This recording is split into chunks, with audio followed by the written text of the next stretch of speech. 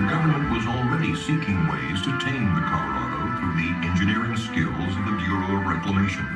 But with 7 states disputing how much of the river's water each could claim, construction of a dam, any dam, was only a dream. But in 1921, Secretary of Commerce Herbert Hoover joined representatives from the 7 states to seek out a solution to equal water rights. Hoover proposed to simply divide the area into a lower and upper basin and leave further negotiations to the states within those basins. This compromise paved the way for the Boulder Canyon project to be constructed. And in 1931, the structure that would one day bear Hoover's name began with an explosion. Not only of black powder and dynamite, but one of human tenacity and ingenuity. It was the largest single contract awarded to that time by the federal government.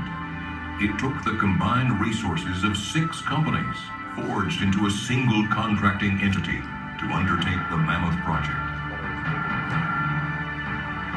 But before the first shovel of earth could be removed, the Colorado River had to be diverted from its timeless path.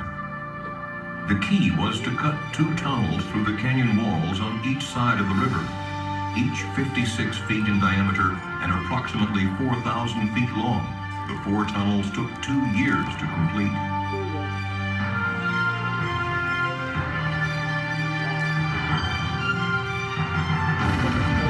With the tunnels open and cofferdams in place, the Colorado River had no choice but to leave its riverbed and flow through the man-made corridors.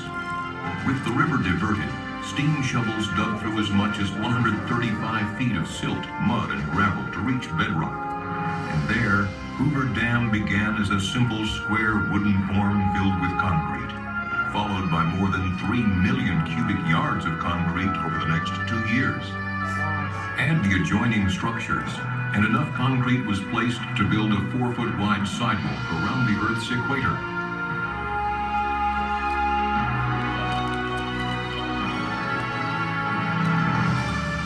Heat from the setting concrete was predicted to take more than 100 years to cool, but engineers fashioned 1-inch steel pipe inside each concrete block before it was poured. A refrigeration plant, so massive it could produce a 1,000-ton iceberg every day, continuously pumped cold water through the pipes, cooling the concrete so construction was never interrupted. This innovative idea helped the entire structure be completed in just 5 years, 2 years ahead of schedule.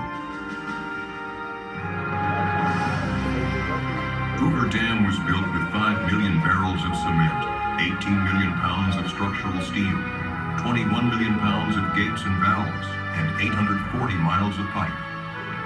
The scale of some of the equipment was beyond the capacity of American highways and railroads. The pipes that would carry water from the reservoir to the generators were so large they could not be shipped, so a manufacturing plant was created to build them at the site.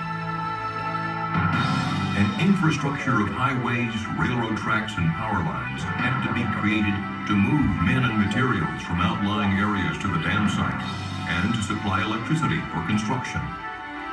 An entire town was needed to house the workers who were pouring in from all over America in the midst of the Great Depression. The project averaged 3,500 workers a day, working 3 shifts, 7 days a week with only 2 days off a year. The pay scale started at $4 a day, a good wage in the midst of the Great Depression sweeping America.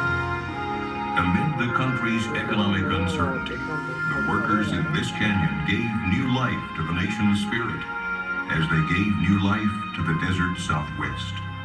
This is an engineering victory of the first order, another great achievement of American resourcefulness, American skill, and American determination. And that is why I have the right once more to congratulate you who have builded Boulder Dam, and on behalf of the nation to say to you, well done.